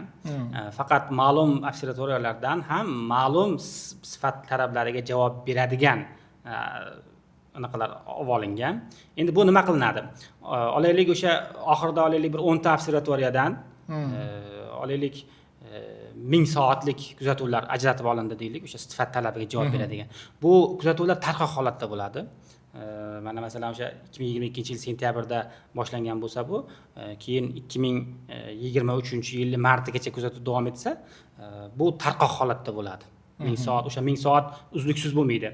Ma'lum bir joyda lasilla kuzatadi, ma'lum bir joyda chili kuzatadi, ma'lum bir joyda maydanak kuzatadi va ma'lum bir joyda umuman boshqa bir yoki Kanar orollaridagi observatoriya kuzatilishi mumkin. Bu ma'lumotlar avval boshida o'sha vaqt bo'yicha taqsimotga qo'yiladi. Vaqt bo'yicha eng birinchi kim kuzatildi, eng oxiri kim kuzatildi. O'sha kuzatuv umumiy vaqt taqsimotiga qo'yiladida, bu taqsimot umumiy trend olinadi. Bu taqsimot. Endi bu umumiy trenddan endi juda ko'p effektlar bor. Bilasizmi? Asteroid hech qachon bir joyga qotib qolmaydi. U bizdan uzoqlashib boradi yoki yaqinlashib boradi. Bizdan uzoqlashish va yaqinlashish jarayonida u quyoshdan ham uzoqlashib yaqinlashadi-da. Yer ham harakatda doimiy. Mana shu harakatni simulyatsiyasi tuzilib, u harakat simulyatsiyasini yorqinlik o'zgarishdagi ta'siri baholanib, matematik usulda bu bular geometrik tashkil etuvchilar deyiladi. Bu geometrik tashkil etuvchilar matematik usulda hisoblanib ajratib tashlanadi birinchi. Matematik usulda ajratib tashlanadi. Endi asteroidda xuddi oy kabi uni ham fazasi bor. Ma'lum bir holatda asteroidning to'liq yuzasi yoritiladi. Ma'lum bir holatda asteroidning juda boshqa kamroq qismi yoritiladi. Xuddi oy. Endi mana bu usulda ham Hg parametr deydi. Mana shu Hg parametrni nima deydi? Murakkab matematik usullarda aniqlanib, o'sha fazasi kuchli aniqlanib, uni ham ta'siri matematik modellashtirish orqali ajratib tashlanadi. Endi nur yo'li degan narsa bor yana. Nur yo'li bu yerdan o'sha quyoshdan chiqib asteroid yuzasiga yetib kelgan yorug'lik bizga bir onda yetib kelmaydi. Bizda olaylik 3 minutda yetib kelishi mumkin. Endi yer bilan anaqa joyimiy bir vaqtda qolmaydi. O'shancha harakatda bo'lganligi sababli olaylik 3 minutda yetib keladigan yorug'lik vaqt o'tishi bilan ikkalasi uzoqlashgan sari keyinchalik 5 minutda yetib kelishni boshlashi mumkin. Masalan, endi orada 1 minut farq kelib chiqyaptimi? Endi oradagi 1 minut farq bu juda katta farq o'lchovlarda. Juda katta xatolikni ham keltirib chiqarish mumkin. Mana shu nur yo'lini modellashtirish orqali nur yo'lining geometrik tashkil etuvchisi ham ajratib tashlanadi. Va oxirida o'sha nuqtalarga sochilgan uzun faqat asteroidning o'zigagina tegishli bo'lgan ma'lumot qoladi. Endi mana bu ma'lumot orqali asosiy asteroid bor-ku, o'shani shakl o'zgarishlari modellashtirilib, umumiy signaldan uni ham shakli ajratib olinadi.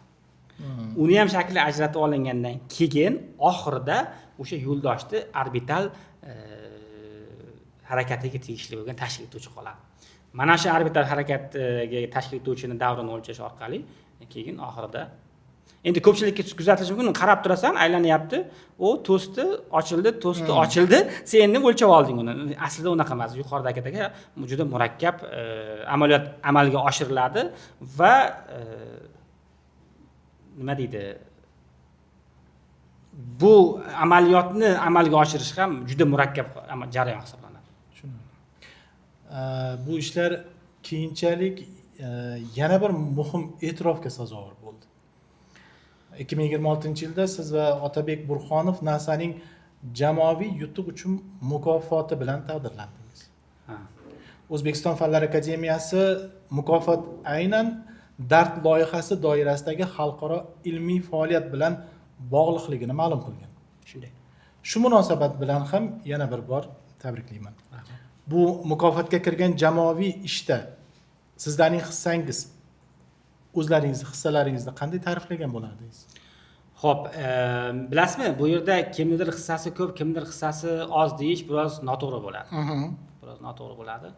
Chunki hamma narsa ham inson omiliga bog'liq emas. Shunday narsalar bo'ladiki, insonni o'sha boshqaruvidan tashqarida yoki insonni intellektidan tashqarida bo'ladi. Olaylik, shunday observatoriyalar borki, butun katta kuchini, e'tiborini tashlagan. Olaylik, bizdan ancha kuchli mutaxassislar ham bor bo'lishi mumkin u yerda. Lekin u yerda olaylik o'sha teleskopning imkoniyati yetmagan bo'lishi mumkin. Birinchisi, ikkinchisi o'sha ob-havo sharoitlari imkoniyat bermagan bo'lishi mumkin. Bu yerda o'sha DART missiyasini o'sha muvaffaqiyati tasdiqlangandan keyin bu missiyada o'sha dunyoning 28 ta observatoriyasidan 100 ga yaqin olimlar qatnashgan edi. O'sha 100 ga yaqin olimlarga NASA tomonidan o'sha Group Achievement Award mukofoti berildi. O'sha 100 ga yaqin olimlardan O'zbekistondan Otabek Burxonov bilan menga bu mukofotni olish nasib qildi O'zbekistondagi olim. Ya'ni yuqorida aytib o'tganda o'sha ma'lum bir observatoriyaning ko'proq yoki ma'lum bir observatoriyaning kamroq hissasi borligi yoki yo'qligi bu o'sha observatoriyada kuchliroq mutaxassislar yoki bu observatoriyada kuchsizroq mutaxassislar ishlashini anglatmaydi deb hisoblayman men. Endi bu ko'proq shaxsiy savolga o'tib ketadi. Mana shu DART kuzatuvlari davomida siz uchun eng esda qolarli ilmiy kuzatuv qaysi bo'lgan? Ilmiy lahza, kuzatuv emas, ilmiy lahza qaysi bo'lgan? Xo'p, biz to'g'ridan to'g'ri kuzatuvni amalga oshirganmiz. Bitta ekranga o'sha kosmik apparatdan kelayotgan signalni qo'yib, ya'ni to'g'ridan to'g'ri televizion signalni qo'yib, bu yoqdan kuzatuvni amalga oshiryapmiz. To'qnashuvni o'zi kichikroq teleskopda amalga oshirilgan, kuzatilgan edi. Kuzatuv davomida o'sha to'qnashuv lahzasi obyekt borib urilish lahzasiga yetganda signal uzildi. Chunki kosmik kema vayron bo'ldi, yo'qolib ketdi, uzildi. Orada taxminan 5 sekund, 10 sekund vaqt bor edi, o'tdi. Lekin bu yoqda biz qarab turganda biz doimiy kichik bir yorqin nuqtani olamiz. Bu ko'pchilikka zerikarli tuyulishi mumkin, lekin uni biz o'zimiz tushunamizda. Yorqin nuqtada o'zgarish bo'lmayapti-da. Holbuki yorqin nuqtada ham o'zgarish bo'lishi kerak edi xayolimizda. Keyin значит o'zgarish shu darajada kichkina bo'ldiki, buni endi faqatgina o'sha matematik usulda qayta ishlab, ma'lumotlar qayta ishlaganimizdan keyin chiqadi bu. Deb o'sha hafsala nisbatan kamayib, o'sha bir naqa bilan kuzatib turgan joyda, hafsala bir pasayotgan joyda to'satdan yorqinlashni boshladi. Anaqa. To'satdan yorqinlashni boshladi. O'sha yorqinlashish yetarli bo'lishi uchun o'sha gazchang bulutini ko'proq ajralib chiqishi kerak bo'ldi va ma'lum bir gazchang buluti ajralib chiqqandan keyingina o'sha teleskopdagi kuzatuvlarda yorqin nuqta o'sha olayotgan asteroidimiz, xira asteroidimiz bir necha barobarga birdaniga yorqinlashib ketdi. Taxminan 10 sekund ichida mana shunday kadr olishga muvaffaq bo'ldik. Men o'sha paytda bir kuzatuvchi bilan birga kuzatayotgan edik. Bir talaba yigit edi. O'sha talaba yigit hali ham telefon qilib, o'shanda zo'r bo'lganida Kamoliddin aka deb eslaydi. Yaxshi. Xo'p, endi yuqorida aytib o'tib ketdingiz, masalan o'sha asteroidlarni xavfini kamaytirish yoki yo'qotish masalasida nazariy fikrlar ham bor edi, bir nechta usulni sanadingiz, lekin bu yerda hozir dard amalda sinalgan bitta usul. Yagona o'zini usul, yagona oqladi, usul. o'zini oqladi. Lekin mana shu Dimarpostdan haqiqiy xavfli asteroid, aytaylik, hajmi, tarkibi, tuzilishi jihatdan farq qilishi mumkin. To'ppa-to'g'ri. Ana shu asteroidda ham mana shu dard usuli natija berarmikan? Xo'p, bitta kosmik obyektda natija berdi. Ikkinchi obyektda ham natija berish kerak, lekin bu o'sha obyektning xususiyatidan kelib chiqib va zarba berilgandagi o'sha zarbaning kuchidan kelib chiqib xususiyati o'zgaradi. Qaysidir bir obyektga ko'proq ta'sir qiladi, qaysidir bir obyektga kamroq ta'sir qiladi. Endi kelajakda ma'lum bir obyekt aniqlanadigan bo'lsa ham, hali buni haqiqiy asteroidga ham men o'ylayman hali sinov o'tkaziladi, qachondir o'sha byudjetlar tasdiqlansa, qachondir sinov o'tkaziladi. Agar haqiqiy obyektdan Asteroid. haqiqiy xavfli asteroidda o'sha amaliyot bajariladigan bo'lsa ham, o'sha balki asteroid juda katta bo'lsa, zarbalar seriyasidan foydalaniladi. Bilasizmi, bu yerda eng katta dushman bu asteroidning o'zi emas. Bu vaqt. U qanchalik kam bo'lsa, u bizni foydamizga teskari ishlashni boshlaydi. O'shaning uchun har qanday asteroid aniqlanganda unga zarba berishda albatta vaqt omilini hisobga olish kerak. Balki bitta zarba yetarli bo'lmasligi mumkin, balki butun boshli zarbalar seriyasi kerak bo'lishi mumkin. O'sha nuqtai nazardan aniqlangan xavfli asteroidda o'sha to'qnashuvgacha bo'lgan vaqt juda muhim omil hisoblanadi. Olaylik 1-2 haftalik to'qnashuvgacha 1-2 haftalik muddat qolgan bo'lsa, men o'ylayman bu juda qiyin masala. Nimadir chora ko'rish, nimadir anaqa ko'rish juda qiyin masala hisoblanadi. Lekin baxtimizga o'sha 140 metrgacha bo'lgan asteroidlarning hozirgi kunda deyarli hammasi o'rganilgan. Deyarli hammasi yaxshi o'rganilgan. Endi hozir yaxshi o'rganilmagan obyektlar topilyapti. Mana masalan Rubin observatoriyasida 8 metrli teleskopda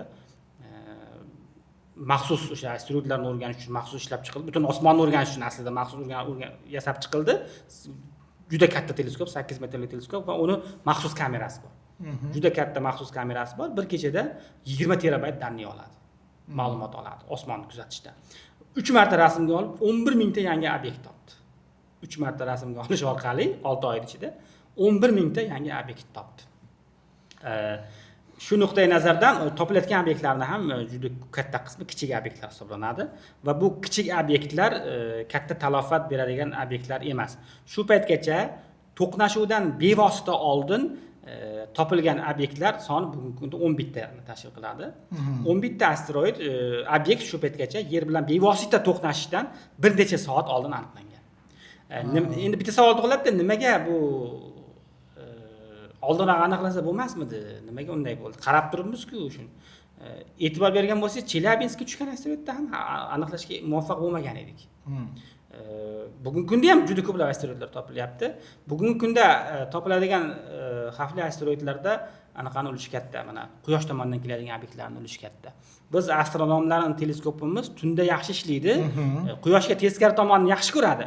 Lekin Quyosh tomonidan keladigan obyektlarni aniqlashda biz deyarli ko'rmiz. Hech narsa aniqlay olmaymiz.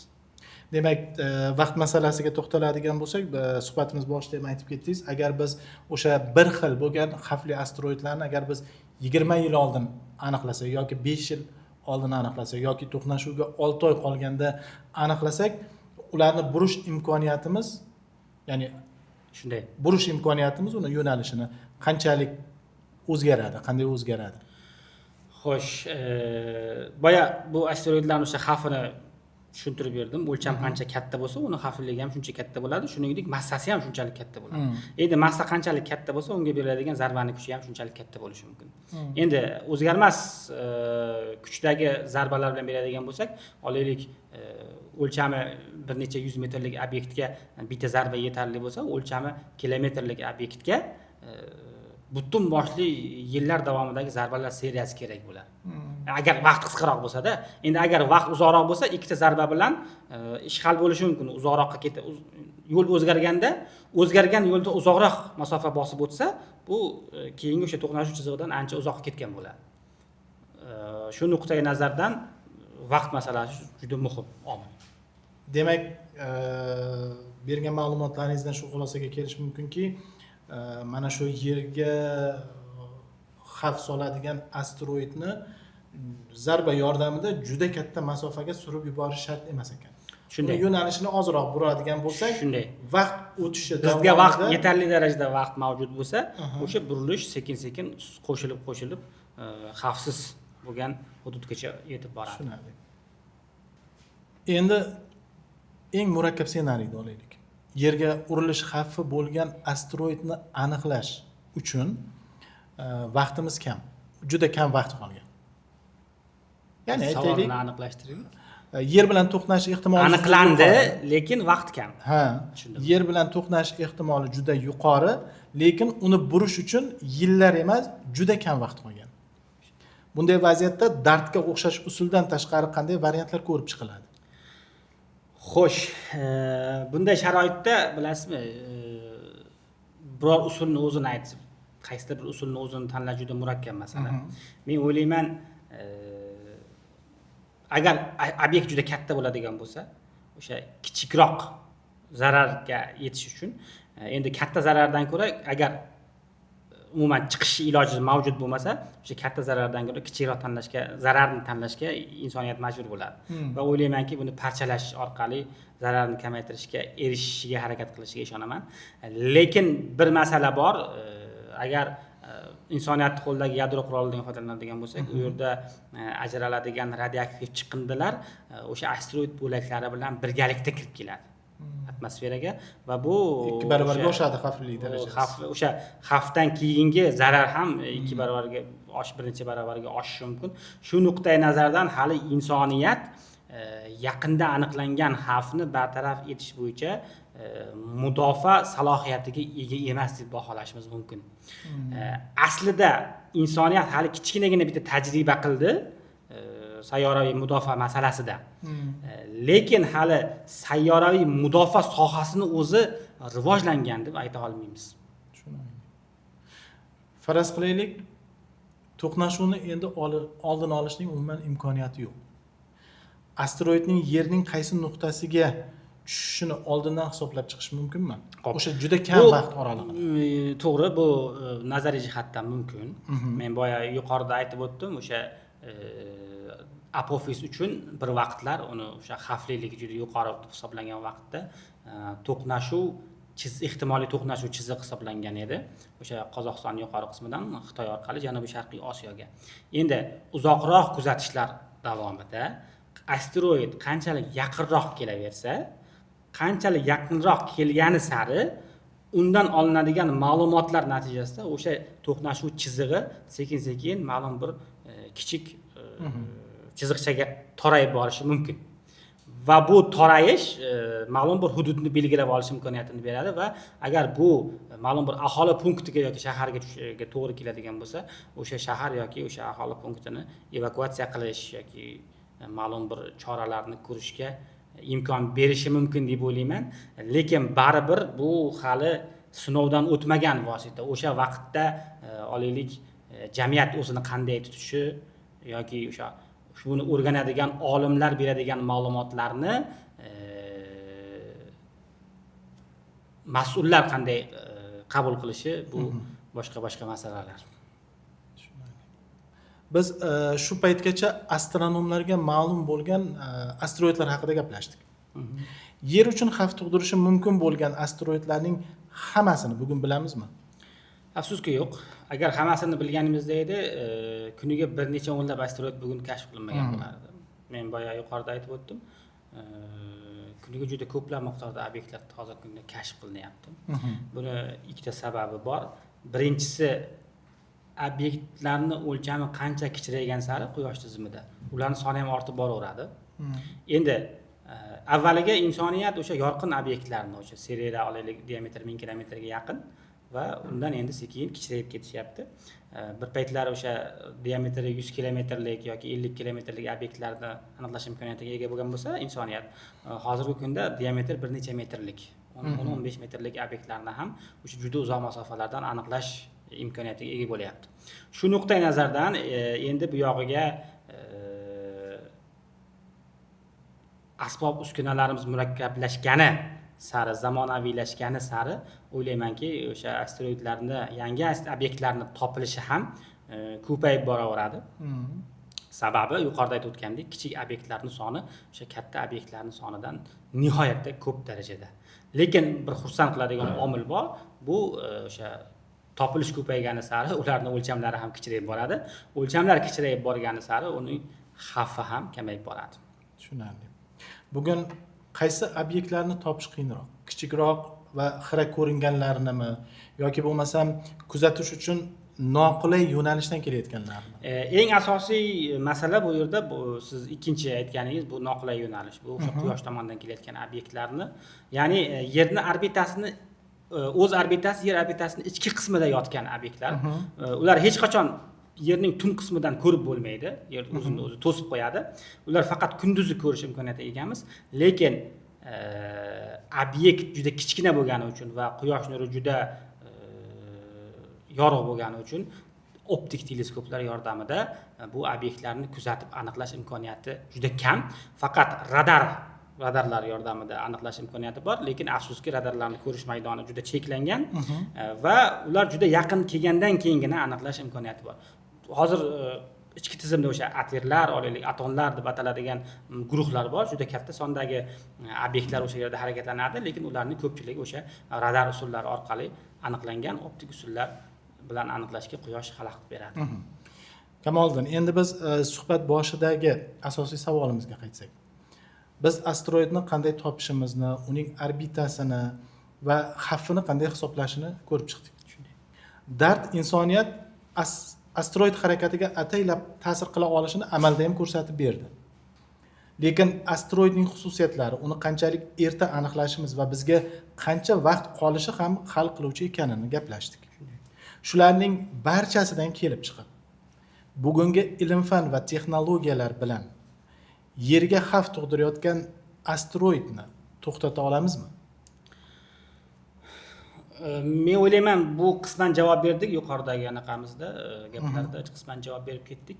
Bugungi insoniyatdagi texnik taraqqiyot va imkoniyatlar bilan hozirgacha o'sha o'lchami 140 metrdan katta bo'lgan obyektlarni deyarli hammasi aniqlanib, kataloglashtırib, xavfi yaxshi o'rganilgan. To'g'ri, ularning ichida xavfli obyektlar bor, lekin mana keyingi 100 yillikda ularni o'sha olaylik ikkita obyekt bitta obyekt o'sha yerga juda yaqin masofadan o'tadi, lekin ikki obyektning o'sha hududdan bir vaqtda kelish ehtimolligi juda pastda. Olaylik u keyingi 200 yilda o'sha hududga uchrash bor mumkindir. Shu nuqtai nazardan yaqin 100 yilda yerga aniq katta talofat yetkazishga imkoniyatiga ega bo'lgan va yerga to'qnashi aniq bo'lgan katta obyekt yo'q shu nuqtai nazardan. Endi bu albatta xursand bo'ladigan anaqamiz tomonimiz, lekin aytayotganimizdek o'sha bizga ko'rish qiyin bo'lgan obyektlar ham bor va bundan tashqari o'sha tashqi tomondan uchib keladigan obyektlar ham bor.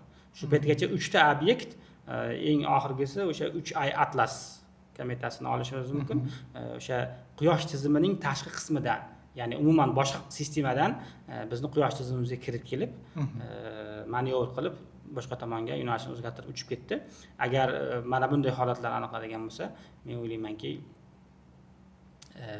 nisbatan qiyin bo'ladi. Hozirgi kunda endi insoniyatni sayyoraviy mudofaa sohasidagi faoliyati endi atak-chechak qilayotgan go'dak. Shuning uchun birinchidan hozircha o'rganilganlar orasida yaqin 100 yillikda katta talofat yetkazishi mumkin bo'lgan obyekt yo'q.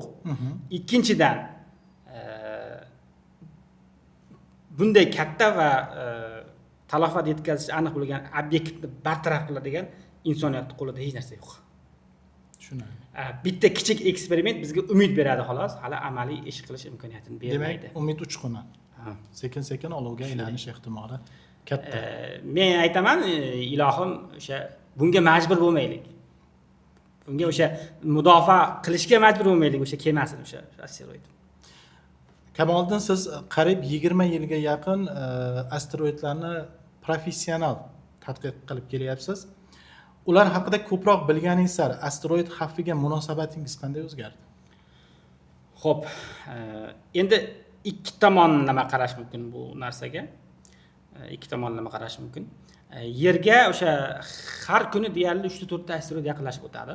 O'sha 7 million kilometr va undan yaqin masofalardan, даже hattoki o'sha geostasionar sun'iy yo'ldoshlar, ya'ni 36 ming kilometrdan ham yaqin masofalardan uchib o'tadigan obyektlar bor. Mana shu obyektlarni ma'lum bittasini tanlab oladi-da, kimdir masalan. Mana bu yerga xavfli yaqinlashyapti deb e'lon beradi va buni sariq matbuot juda katta shov-shuvga aylantirib oladi.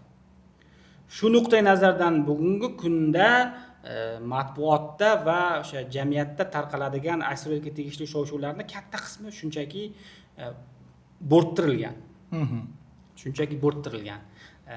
Bu endi ochiq xavflar. Endi yashirin xavflarni biz o'sha astronomlar yaxshi tushunamiz. Yashirin xavflar hozircha katta qismi bizga sir bo'lib qolyapti. Kamoliddin, bugungi suhbat uchun sizga katta rahmat. Va yana bir bor sizni va Otabek Burxonovni nomlaringizni asteroidlarga berilgani bilan va xalqaro ilmiy yutuqlaringiz bilan tabriklaymiz.